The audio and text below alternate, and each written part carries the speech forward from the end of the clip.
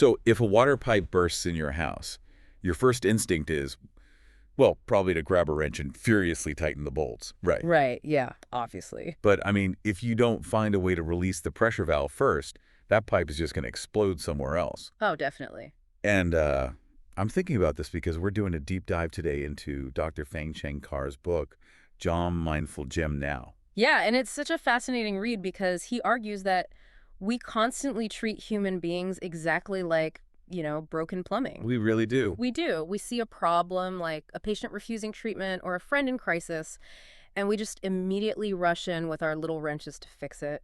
We dispense logic and advice. Right, we just want to solve it. Exactly. Yeah. But true healing, whether you're in a hospital clinic or, your own living room, it requires making people feel emotionally safe first. Yeah, and the book shows how this actually plays out in the real world. Like, there's this case of an elderly hospital patient who was completely refusing to eat.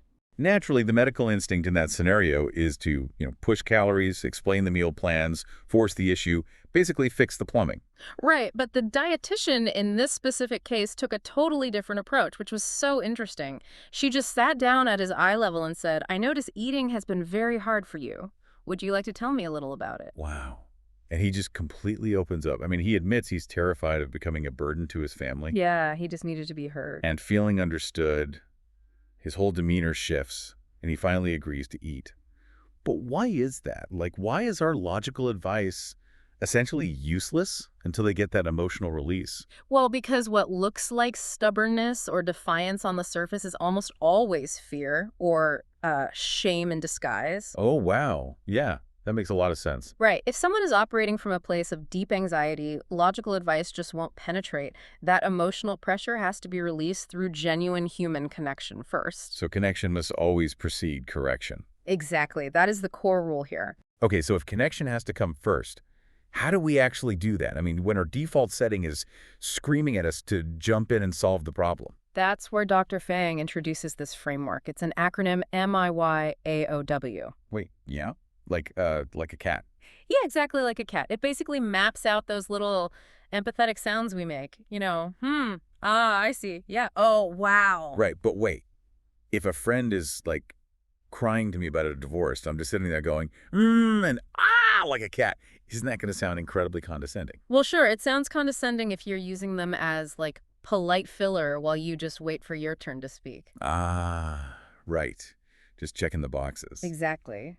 But the MIYAOW framework, which actually ends with a question mark, by the way, for asking caring, respectful questions, it's about deliberate emotional resonance. Okay, so you're shifting away from mechanical data gathering. Yes, you aren't just hearing their words, you're proving that you are completely present.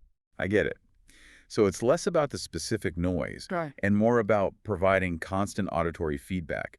Kind of reminds me of the ping of a submarine sonar. Oh, I like that analogy. Yeah, you're sending out this gentle recurring signal that just says, I am still here with you. That's a perfect way to look at it, actually, because, humans are hardwired to look for safety signals. Right. When someone is stressed, their nervous system is just on high alert. So those gentle, consistent sounds of acknowledgement, they signal to the brain that they aren't being judged or rushed. It turns an ordinary, highly stressful conversation into a safe space. Exactly. You stop trying to fix them, and you start actually seeing them. It's amazing how something so simple like just offering someone your full, unhurried attention is honestly a radical act of care.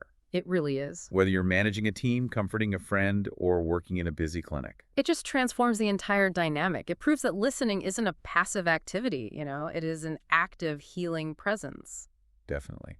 Well, we want to leave you with one final thought to ponder today. Go for it. If these gentle, sonar-like sounds of acknowledgement work so well to help others feel safe and heard, what kind of sounds do you make when listening to your own inner struggles? Oh, that's a great question. Right. Do you offer yourself a harsh critique or, a compassionate, I see?